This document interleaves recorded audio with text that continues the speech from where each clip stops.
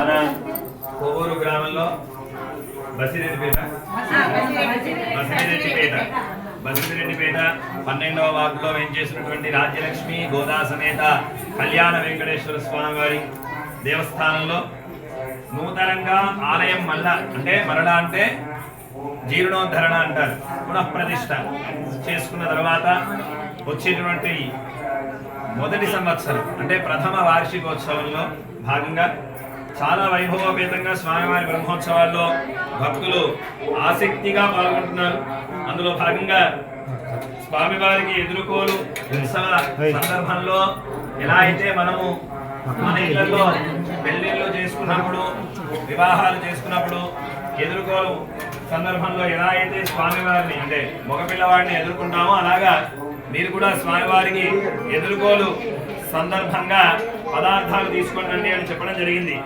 వాళ్ళు అంతా కూడా చక్కగా వారి శక్తి అనుసారంగా వాళ్లకు తెలిసినటువంటి రీతిలో అమ్మవార్లకి గాజులు, పసుపు కుంకుమలు, స్వామివారికి చక్కగా జీడిపప్పులు, బెల్లము, పానకములు, అలాగే అయితే ఆధునికత కనబడే విధంగా బిస్కెట్లు, స్ప్రైట్లు కూడా పెట్టారు మా వాళ్ళు. చక్కగా ఎండాకాలం కదండి, చల్లబడతారు అని అలాంటి పదార్థాలతో చాలా వైభవంగా స్వామివారికి అమ్మవారికి వైభవోపేతంగా పదార్థాలను తీసుకొని రావడం జరిగింది.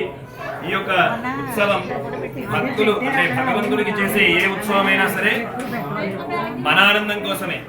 ఇవన్నీ ఆయన స్వీకరిస్తాడా అంటే ఏమీ స్వీకరించడు, ఏదో చూపు పెడతాడు అంతే తప్ప ఇది భగవంతుడు తాను స్వీకరించడు స్వయంగా.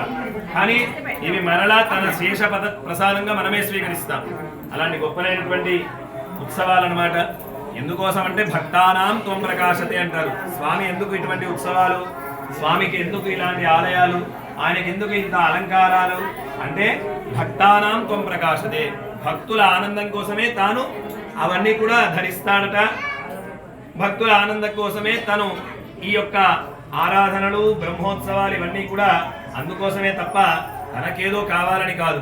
అలాంటి భక్త రక్షణార్థమై భక్త అభీష్టములు తీరుస్తూ ఇక్కడ వేంచేసి ఉండేటువంటి కళ్యాణ వెంకటేశ్వర స్వామికి గ్రామ ప్రజలు, మహిళలు చక్కగా స్వామివారికి సంబంధించినటువంటి ఎదుర్కోలు సామాగ్రి తీసుకొని రావడం చాలా చాలా విశేషం.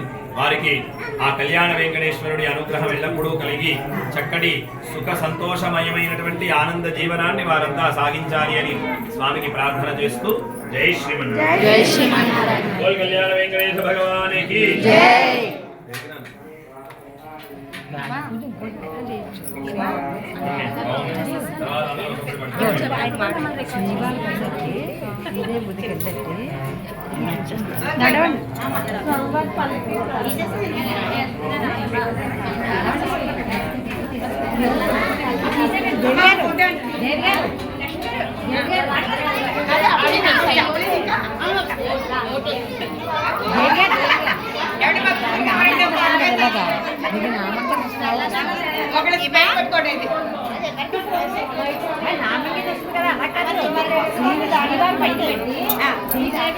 పక్కన పెట్టి పసుపు పెట్టి